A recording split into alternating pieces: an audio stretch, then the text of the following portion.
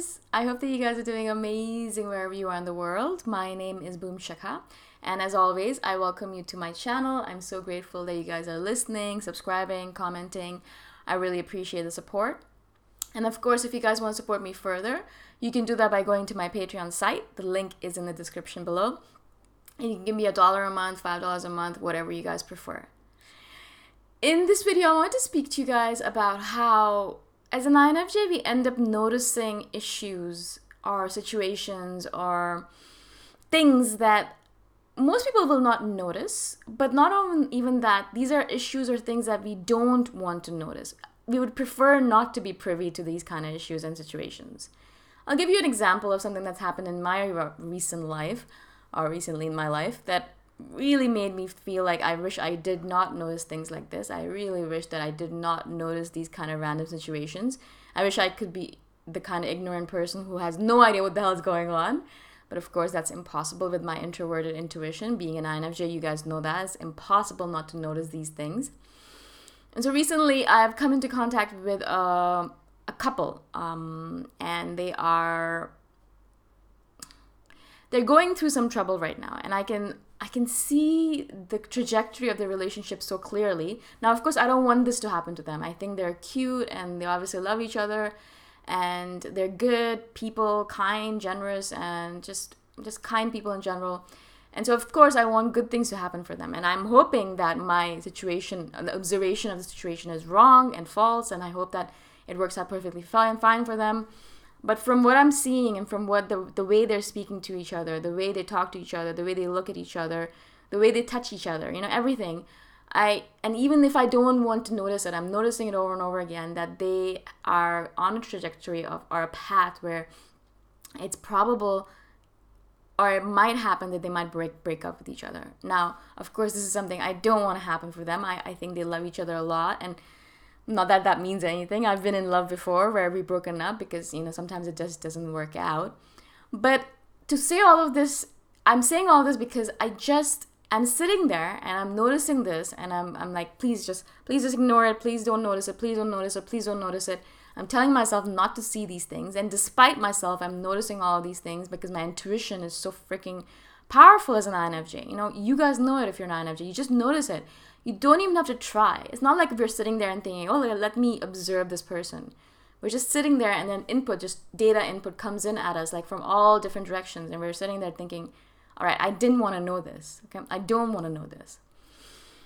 And so this kind of information, of course, now I'm not going to do anything with it or talk to them about it or, use it anyway. It's not important, or it's their business, their life, blah, blah.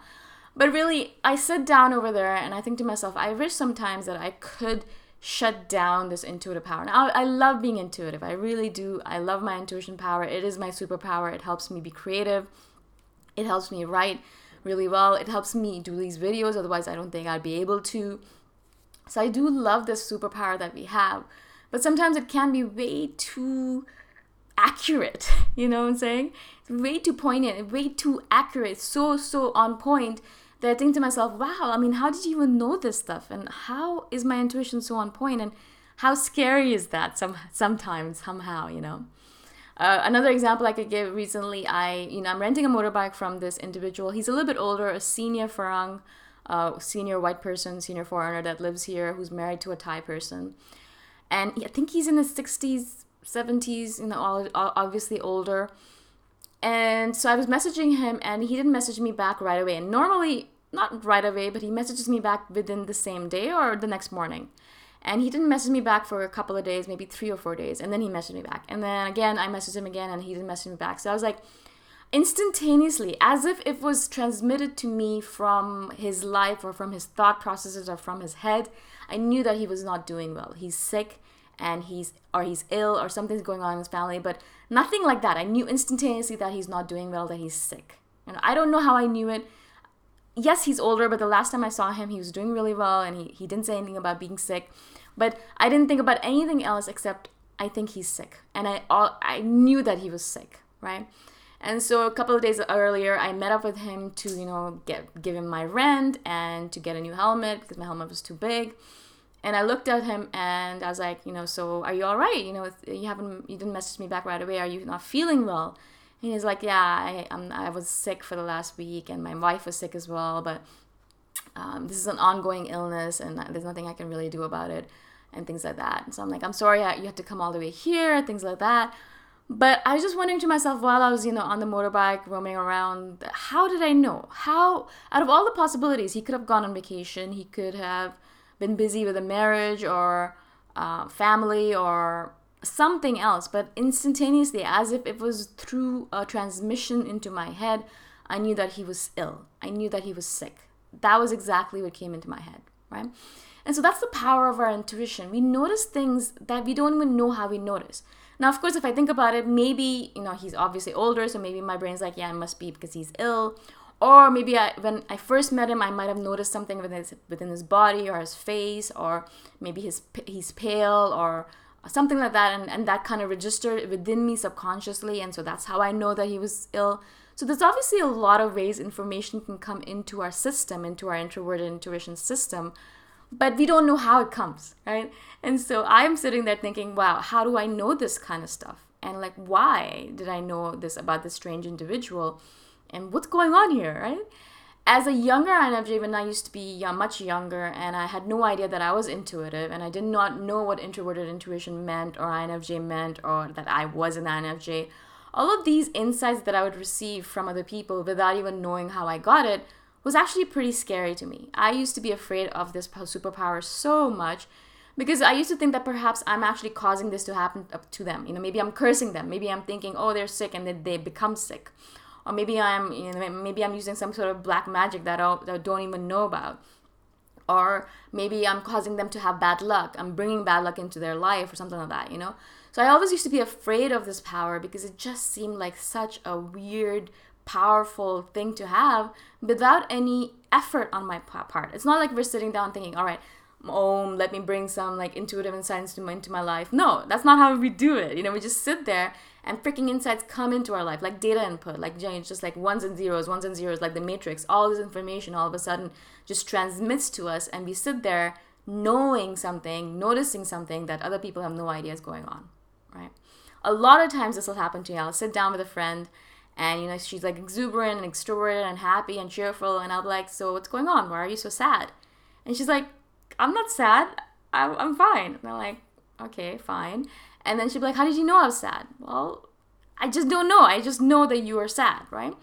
And so it just happens to us. Like, people might pretend as much as possible, and you can pretend around us. That's okay. And if you are pretending enough, we'll let you pretend. Sometimes I won't bring things up because I know that the person doesn't want to talk about it. They don't want to talk about shitty stuff, and they just want to pretend like everything is fine. Okay, cool. If that's how you want to do it, I will go along with it. I'm not kind of the person that's always going to bring stuff up. But sometimes I know that the person wants to talk about something, and so I'll bring it up, and we'll have a conversation, and they'll feel relief, and I'll play the role of the counselor that a lot of times we end up playing. The reason I wanted to do this video, obviously, is to remind you guys of this fact that it is a superpower, but with everything, there's all these pros and cons to it, and sometimes it can bring in information to you that you're sitting there thinking, I really don't want to know this, I really did not want to know this, I really don't want to know this, kind of thing, yeah?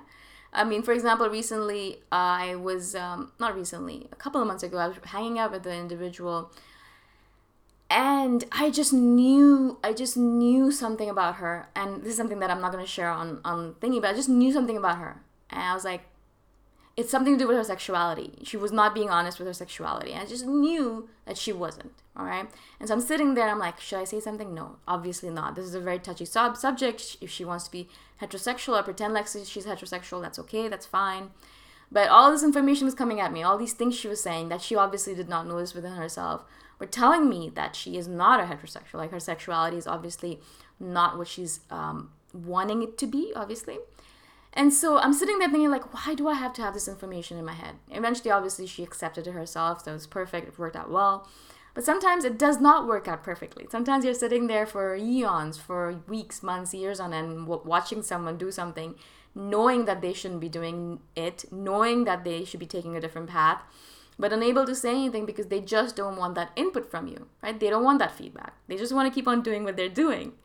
And so it's a little bit hard sometimes. It is a double-edged sword, a double-edged weapon, right? It's beautiful. It's a superpower. It's great. It's so powerful. It gives you so much insight, but also it has a negative parts to it. It has the part where you just sometimes don't want to know things. You just want to switch yourself off. You don't want all this information coming at you. You want to hide in the corner and not be intuitive for a few seconds, right? So obviously, as I said, it is the pros and the cons of everything. Everything good has its evil or bad or negative side as well, unfortunately. I hope this makes sense to you guys. I hope I was able to explain myself to you. And if you guys, of course, like these videos or any other videos I've done, or in general like me and want to support me, you can do that by going to my Patreon site. The link is in the description below. And I shall see you guys the next time around. Bye for now.